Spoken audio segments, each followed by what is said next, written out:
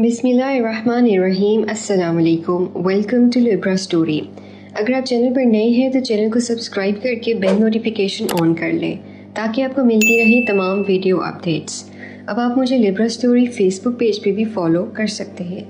तो चलिए सुनते हैं एक बेवफा मर्द की सच्ची कहानी, उसी की ज़ुबानी। सब कुछ मेरा देखा भाला था, लिहाजा ट्रेन के रुकते ही सबसे पहले मैं नीचे उतरा। फिर मेरी बेगम अफशा ने पैर रखा। अभी हम अपनी सांस दुरुस्त ही कर रहे थे कि एक औरत भीड़ को चीरती हुई मेरे पास आई और मेरा गिरेबान पकड़ लिया और चीखने लगी। मैंने उसको पहचान लिया था, मगर ये कोई मौका नहीं था कि मैं उसका नाम लेता। उसने एक नज़र मेरी बीवी अफशा पे डाली और चीखी, ये कौन है तेरी? बीवी है मेरी। ये सुनकर उसने मेरा गिरेबान छोड़ दिया और वापस भीड़ में गुम हो गई। इतनी देर में एक कूली आया, मेरे बिना कहे मेरा सूटकेस अपने सर पे रख लिया। सर, आज तो इस औरत पे कोई और ही दौरा पड़ा हुआ था, वरना ये हरकत कभी करती तो नहीं थी, मगर लगता है अब इसकी शिकायत करनी पड़ेगी। क्या खबर किसी वक्त किसी को कोई नुकसान पहुंचा दे, पर मुझे नहीं लगता इसकी शिकायत करनी चाहिए। तुम्हारी शिकायत करने पर वो इस औरत को पुलिस के हवाले कर देंगे और फिर न जाने इस बेचारी का क्या बने उधर। पर सर, इसका पागलपन भी तो खतरनाक होता जा रहा है ना। किसी वक्त किसी पे हमला कर बैठी तो फिर क्या होगा। पर ऐसा भी तो हो सकता है ना कि उसे मेरी शक्ल में किसी का धोखा हुआ हो। हाँ सर, आप ठीक कह रहे हो, क्या पता इसे धोखा ही हुआ हो। नहीं, मैं नहीं करूँगा इसकी शिकायत। वैसे तो ये किसी को नुकसान पहुँचाती नहीं है, ये पीछे बस्ती में ही रहती है। जब भी कोई रेलगाड़ी आती है उसके पीछे भागना शुरू कर देती है और फिर एक एक डिब्बे को जाकर देखती है, पर किसी को भी आज तक नुकसान नहीं पहुंचाया। पता नहीं इसने कैसे आपका गिरेबान पकड़ लिया। अच्छा ये बताओ, ये लड़की कब से है यहाँ? सर, मुझे ज़्यादा याद तो नहीं, मगर पिछले 3 साल से है यहाँ पर। पता नहीं कौन है, कहाँ से आई है, इसके बारे में कुछ नहीं जानते। पता नहीं क्यों रेलगाड़ियों के पीछे भाग भाग कर किसको ढूंढती है। खैर, बातें करते करते हम बाहर आ गए। टैक्सी में सामान रखा, फिर उसको बोला कि डिफेंस चलो। मैं बहुत छोटी थी ना जब कराची आई थी, अब तो सब कुछ ही बदल चुका है। अरे मैं तो उस पागल लड़की को देख के डर ही गई थी। वो ऐसी लड़की नहीं जिससे डरा जाए। उसने आपका गिरेबान पकड़ लिया था। हाँ, ऐसा भी हो सकता है उसकी कोई अजीज हस्ती उसको छोड़कर चली गई हो, शायद उसका महबूब हो और वो उसके इंतजार में पागल हो गई हो। हर मुसाफिर के चेहरे में उसका चेहरा ढूंढती है, मेरे चेहरे में भी उसे शायद अपने महबूब की शबाहत दिखाई दी हो, इसीलिए उसने मेरा गिरेबान पकड़कर छोड़ दिया। आप ठीक कह रहे हैं, ऐसा ही हुआ होगा उस बेचारी के साथ। बातों बातों में वक्त कट गया और हमारी मंजिल आ गई, मगर मेरा जहन अभी तक उस लड़की में उलझा हुआ था। ये घर हम जहाँ पर आए थे, ये मेरी बेगम अफशा के खालू खाला का था। शादी के बाद से ही वो खालू खाला से मिलने और कराची देखने की जिद करने लगी थी, और दूसरी इसकी ख्वाहिश ये थी कि वो ये सफ़र ट्रेन से करेगी, वरना मैं ये थका देने वाला सफ़र कभी ना करता, सीधा जहाज से ही सफ़र करता। अब सोचता हूँ ट्रेन से ना आया होता तो अल्मास को इस हालत में देखने से बच जाता, मगर अल्लाह ने शायद मुझे ये मंजर दिखाना था, वरना मैं तो तकरीबन अल्मास को भूल ही चुका था। हम अफशा की खाला के पास बैठे हुए थे, मगर मेरा जहन उलझा हुआ था। शमीर बेटा, आप बोलते कम हो, ये ससुराल की वजह से शर्मा रहे हो। नहीं, ऐसी तो कोई बात नहीं, मैंने सोचा आप दोनों जी भर के बातें कर लें, फिर मैं बोलूँगा। थोड़ी देर बाद हम लोगों ने खाना खाया और फिर आराम करने के बाद हम लोग कराची के समंदर पे गए। वापस आए तो अफशा इतनी थक गई थी कि आते साल ही लेट गई। थका हुआ तो मैं भी था। लेटते ही मुझे अल्मास का ख्याल आ गया और फिर मेरी नींद ही उड़ गई। वो तमाम बातें याद आने लग गईं जो अब माजी बन गई थी। एक एक मंजिल मेरे सामने आ गया। अल्मास और मैं एक ही ऑफिस में थे। मैं ऑफिसर ग्रेड में था और वो क्लर्क थी। मेरा और उसका सेक्शन भी अलग था। मैं एडमिनिस्ट्रेशन में था और वो अकाउंट्स में, इसलिए मैं उसको शक्ल से नहीं पहचानता था। एक रोज़ मैं गाड़ी में बैठा, गाड़ी में जाने ही वाला था कि किसी ने शीशा खटखटाया। मैंने लड़की समझ के शीशा नीचे कर दिया कि न जाने क्या कहना चाहती है। मैंने जैसे ही शीशा नीचे किया, उसने हाथ डाल के लॉक खोला और झपाक से मेरी साथ वाली सीट में बैठ गई। मेरा नाम अल्मास है और मैं आपके ऑफिस में ही काम करती हूँ। मुझे ज़रा जल्दी जाना था, इसलिए मैंने ये गुस्ताखी कर ली। वो तो ठीक है, आप मेरे ही दफ्तर में होगी, मगर मैं आपको जानता नहीं हूँ, इसलिए आपको इजाज़त लेकर ही बैठना चाहिए था। सर, मैं इजाज़त लेकर वक्त ज़ाया नहीं करना चाहती थी। आप गाड़ी आगे बढ़ाएं, मैं आपको रास्ते में सब कुछ बता देती हूँ। ऑफिस की क्योंकि छुट्टी हो गई थी, सब लोग पार्किंग की तरफ आ रहे थे, लिहाजा मैं नहीं चाहता था कि कोई मुझे उसके साथ देखे। क्या खबर दफ्तर में इसकी क्या शोहरत हो, इसलिए मैं पार्किंग से निकाल कर गाड़ी फ़ौरन से चलाने लगा। सर दरअसल मेरे भाई का एक्सीडेंट हो गया है, अभी अभी फ़ोन आया है। अगर मैं सड़क पे खड़ी होकर टैक्सी का इंतज़ार करती तो बहुत देर हो जाती। मैंने देखा आप गाड़ी में बैठ रहे हैं तो इसीलिए। अच्छा तो ये बात है मिस अल्मास, मैं आपसे माज़रत चाहता हूँ कि मैंने आपसे इतने सवाल जवाब कर लिए। आपका भाई किस अस्पताल में है, मैं आपको वहीं छोड़ देता हूँ। उसने मुझे अस्पताल का नाम बताया और मैंने गाड़ी वहीं रोक दी। मैं ये देखना चाहता था कि कहीं इस लड़की ने मुझसे झूठ तो नहीं बोला या वाकई में इसका भाई अस्पताल में दाखिल है। सर ये मेरा एक ही इकलौता भाई है और मेरे बूढ़े माँ बाप पता नहीं इसको किस तरह अस्पताल लाए होंगे। अल्मास अगर आपको बुरा न लगे तो क्या मैं भी एक नज़र आपके भाई को देख लूँ? नहीं सर, आपको जहमत होगी, आपने मुझे यहीं तक छोड़ दिया है, आपकी बड़ी मेहरबानी। नहीं मैं चलता हूँ, शायद मेरी कोई ज़रूरत पड़ जाए। मैंने गाड़ी पार्क की और उसके साथ अस्पताल की सीढ़ियाँ चढ़ने लगा। उसके वालिद सीढ़ियों पर ही मिल गए। बेटी अल्मास, अच्छा किया तू आ गई, बहुत बुरा एक्सीडेंट हुआ है। उसकी टांग कई जगह से टूट गई है, सर पे भी चोटें हैं। डॉक्टर कह रहे हैं कि पहले पैसे जमा करवाओ फिर ऑपरेशन करेंगे। तेरी माँ ने मुझे ये सोने की चूड़ियाँ दी हैं, मैं इन्हें बेच कर आता हूँ। जब तक तू अपनी माँ को दिलासा दे सब कुछ ठीक हो जाएगा। ये तेरे साथ कौन है अल्मास बेटा? अब्बा ये मेरे बॉस हैं, ये भाई को देखने मेरे साथ आए हैं। बड़ी मियाँ आपको चूड़ियाँ बेचने की कोई ज़रूरत नहीं है, मैंने बात करके देख ली है बेटा, वो नहीं मानता। अगर वो मान भी गया तो पैसों का इंतज़ाम तो फिर भी करना ही है ना। अरे आप परेशान ना हो, मैं बात करता हूँ, कुछ ना कुछ बन जाएगा। खैर मैं उन्हें लेकर डॉक्टर के पास पहुँच गया। उस वक्त जितने भी पैसे मेरे पास थे मैंने जमा करवा दिए और बाकी का चेक काट के दे दिया। मैंने पेमेंट कर दी है अल्मास, तुम अब्बा को चूड़ियाँ ना बेचने दो। सर अब्बा कभी नहीं मानेंगे, वो दुकान बेच देंगे अपनी, मगर किसी का एहसान नहीं लेंगे। तुम उनसे कहना कि डॉक्टर साहब उनके दोस्त निकले इसलिए वो ऑपरेशन फ्री में कर रहे हैं।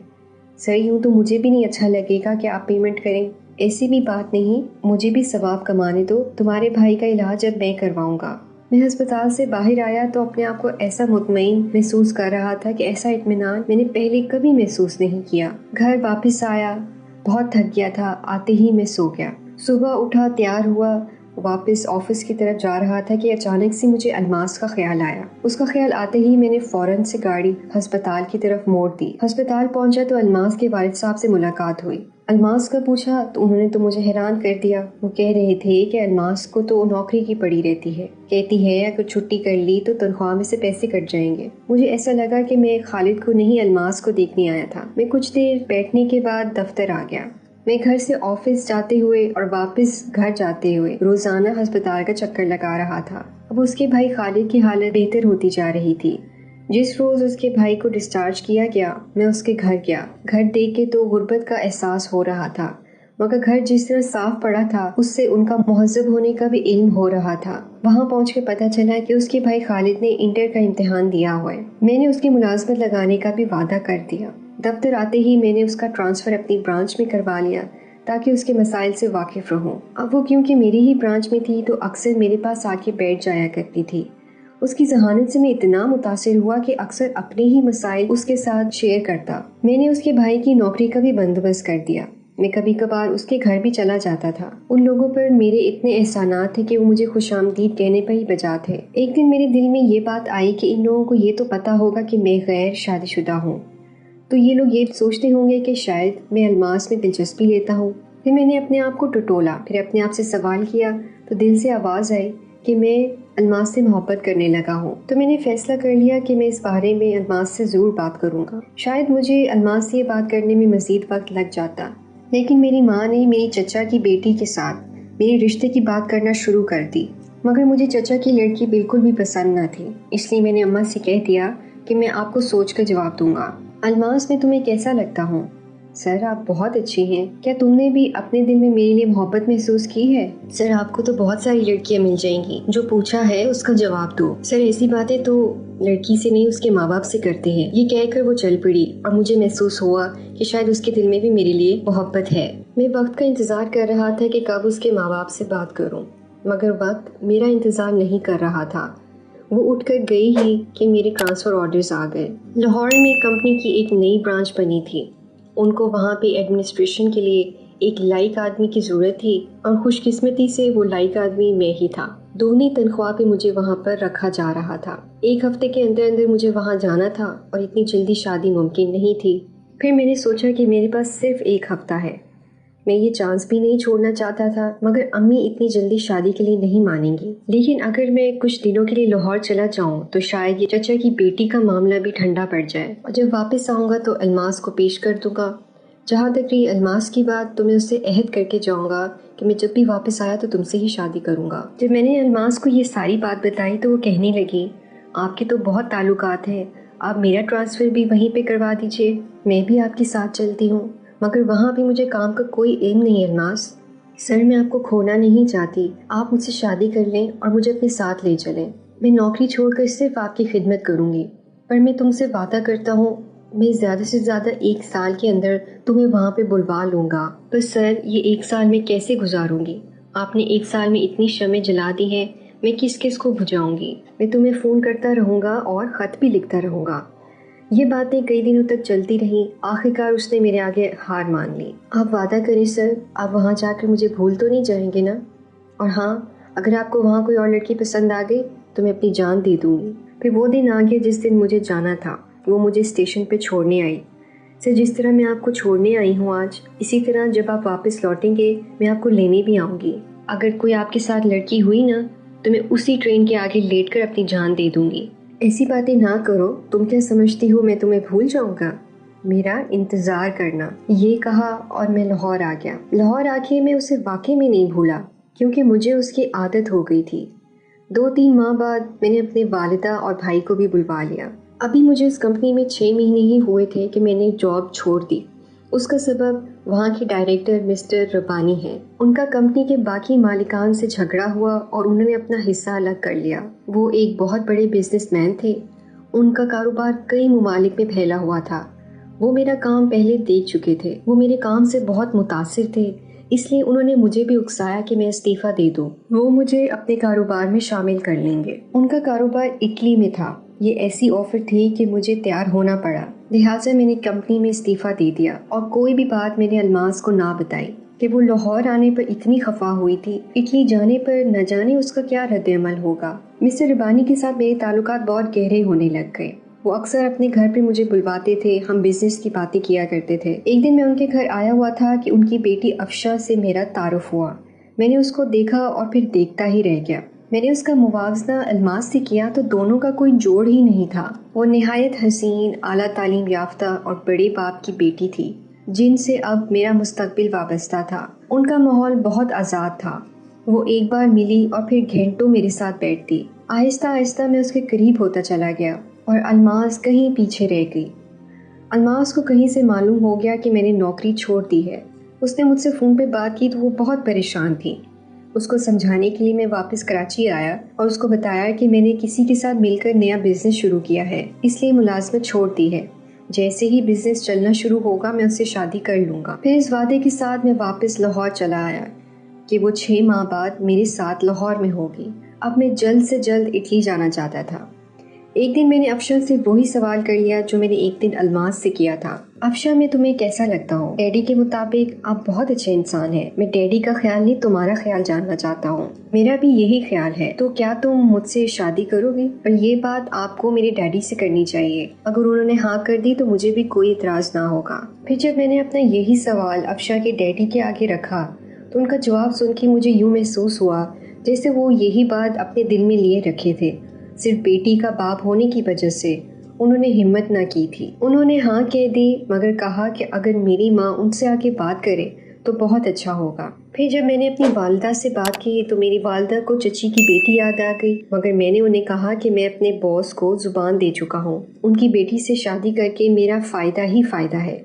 پر بیٹا تم شادی کر رہے ہو یا تجارت؟ امی ہر انسان کو مستقبل کی فکر ہوتی ہے، مجھے بھی ہے۔ اگر ان کی بیٹی سے شادی کر لوں گا تو میرا مستقبل بھی سنور جائے گا، ملکوں کی سیر کروں گا اور آپ بھی میرے ساتھ ہوں گی۔ خیر میری ضد پر امی راضی ہو گئی۔ اس رات فارغ ہو کر میں جب سونے کے لیے لیٹا تو خواب میں الماس آ گئی۔ شادی مبارک، اس کے لہجے میں طنز تھا۔ شادی اتنی جلدی ہوئی کہ میں تمہیں بتا ہی نہیں سکا۔ میں نے آپ سے کیا کہا تھا؟ मैंने आपसे कहा था ना कि मैंने आपको किसी लड़की के साथ देखा तो मैं उसी ट्रेन के आगे लेट जाऊंगी। आज से मैं रोज़ स्टेशन जाया करूंगी, रोज़ देखा करूंगी कि आप वापस आ रहे हैं या नहीं, अकेले हैं या किसी के साथ हैं। आप तो अपना वादा भूल गए, मगर मैं अपने अहद पे कायम रहूंगी। आखिर आपको एक बार देखना भी तो ज़रूर है। आपको देखे बगैर मैं मर भी नहीं सकती, पर मैं तुमसे अभी भी मोहब्बत करता हूँ। उस लड़की से तो मैंने माली फ़ायदे के लिए शादी की है, वरना असल मोहब्बत तो तुम ही हो मेरी। बस मुझे आपका यही झूठ सुनना था। अब मैं आसानी से मर सकती हूँ। मेरी आँख खुली तो सराहने कोई भी नहीं था। उफ, इतना भयानक ख्वाब। मैं उठ के बैठ गया। मैं उससे 6 महीने का वादा कर आया था। वो एक एक दिन गिन रही होगी। फिर मैंने सोचा कि मैं अफशा और उसके बाप से भी वादा कर चुका हूँ। अगर मैं इनकार करता हूँ तो मुझे जिल्लत उठाना पड़ेगी और ये मुझे अपने कारोबार से भी निकाल देंगे। दूसरे दिन मैं अम्मी और भाई को लेकर अफशा के घर चला गया। इनकार का तो सवाल ही पैदा नहीं होता था। अम्मी को लाना तो बस रस्मी कार्रवाई थी। इस तरह रिश्ता तय पा गया। शादी की डेट भी तय हो गई। एक हफ्ते बाद मेरी और अफशा की शादी हो गई। शादी के 15 दिन बाद मैं अफशा को लेकर इटली चला गया। 1 महीना सैर सपाटे में गुजरा और फिर रबानी साहब का ऑफिस संभाल लिया। दफ्तर का तो बुरा हाल था, उसको संभालने में कई महीने लग गए। फिर मैंने अम्मी को भी वहाँ बुलवा लिया।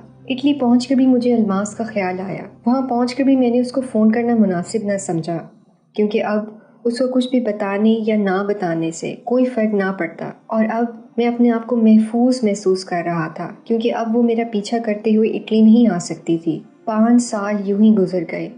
एक रोज़ मैं और अफशा पाकिस्तान आए। हम लाहौर आए हुए थे कि अफशा ने कराची जाने की फरमाइश कर दी। मैं अलमास के डर से अफशा को टालता रहा, लेकिन फिर सोचा 5 साल गुजर गए हैं, अब तक तो वो मुझे भूल गई होगी। इसलिए फिर मैं अफशा को लेकर कराची आ गया। ये थी वो कहानी जो मैं अफशा के खालू के घर में सोते जागते अपने आप को सुनाता रहा। सुबह मेरी आंख लगी थी कि अफशा ने मुझे उठा दिया। वो सब लोग अफशा की कज़न के घर जाने की तैयारी कर रहे थे, मगर मुझे तो कहीं और जाना था। मैं एक दोस्त की तरफ जा रहा हूँ अफशा, मैं वापस आता हूँ, बस फिर 1 घंटे तक चलेंगे। घर में बहुत सारी गाड़ियाँ थीं और ड्राइवर भी थे, मगर मैं ड्राइवर को साथ लेके नहीं जाना चाहता था। गाड़ी में बैठा और कैंट स्टेशन पहुँच गया। मैं अगर अलमास को समझा नहीं सका तो उसको पागल खाने तो ज़रूर दाखिल करवा दूंगा, उसका इलाज तो हो जाएगा। मैं भागता हुआ प्लेटफॉर्म की तरफ गया। मैं उसको ढूंढने लगा, पर वो मुझे कहीं नजर न आई। फिर मुझे ख्याल आया कि जब कोई ट्रेन आती है तो वो ट्रेन की तरफ भागती है। इत्तेफाक से एक ट्रेन भी जल्द ही आ गई। मैं ट्रेन की तरफ दौड़ा। इर्द गिर्द डब्बे में झांकता फिर रहा था, वो कहीं नजर न आई। मुसाफिर एक एक करके रुखसत हो गए और प्लेटफॉर्म मुसाफिरों से खाली हो गया। मैं थक हार कर बेंच पर बैठ गया। फिर मुझे वही गोली नजर आया जिसने उस दिन मेरा सामान उठाया था। मैं उसकी तरफ लपका। तुमने उस लड़की को कहीं देखा है जिसने उस दिन मेरा गिरबान पकड़ा था? सर वो पागल लड़की, अब वो कहाँ आपको मिलेगी? क्या मतलब? सर वो पागल तो थी ही, कल ही एक ट्रेन के आगे लेट गई, पर खच्चे उड़ गए बेचारी के। ये सुनकर तो मेरे पैरों तले ज़मीन निकल गई। शर्मिंदगी और नदामत से तो मैं ज़मीन के अंदर धंसा जा रहा था। मैं वादा फरामोश था और वो अपने अहद की पक्की निकली। उसने कहा था अगर उसने मुझे किसी लड़की के साथ देखा तो वो ट्रेन के आगे लेट जाएगी, और उसने वो ही किया।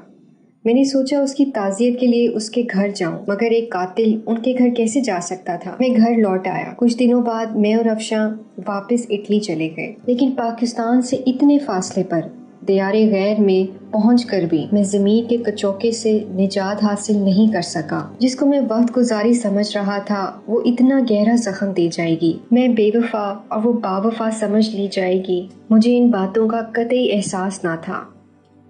अगर आपको हमारी ये वीडियो पसंद आई है तो अपने प्यारों के साथ लाजमी शेयर करिएगा। शुक्रिया।